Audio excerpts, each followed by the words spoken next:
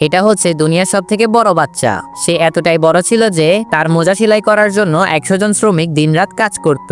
তাকে ঘুম পাড়ানোর জন্য একজন লোক তার মুখের সামনে গিয়ে গান গাইতো। যখন সে কিছুটা বড় হয়ে যায় তখন তাকে স্কুলে ভর্তি করে দেওয়া হয়। তবে স্কুল অনেক বেশি ছোট ছিল। স্কুলের বাহিরে বসে তাকে পড়াশোনা করতে হতো। স্কুল ছুটির পর সবগুলো বাচ্চা খেলতে চলে যায়। সবগুলো বাচ্চা তো গোসল করার জন্য পানিতে নেমে পড়ে। তবে যখন সে পানিতে লাফ দেয় সাথে সাথে পুকুরের পানি উধাও হয়ে যায়। তারপরও সে অনেক বেশি খুশি ছিল। এদিকে সান্টা ক্লজ সবাইকে উপহার দিচ্ছিল। যখন তার উপহারের সময় আসে তখন তাকে বিশাল একটা কুড়াল উপহার দেওয়া হয়। এই কুড়ালের সাহায্যে সে একবারেই একটি গাছ কেটে ফেলে। মাত্র কয়েকদিনের মধ্যে পুরো জঙ্গল কেটে সাফ করে ফেলে। বড় হওয়ার পর সে কুড়াল দিয়ে গাছ কাটার কাজ করত।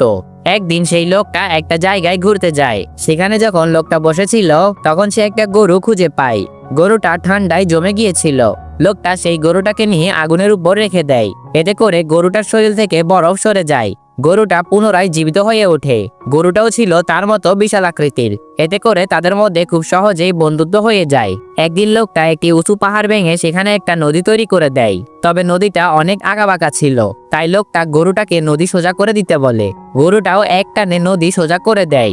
ধীরে ধীরে তাদের ছোট্ট গ্রাম অনেক বড় হয়ে যায়।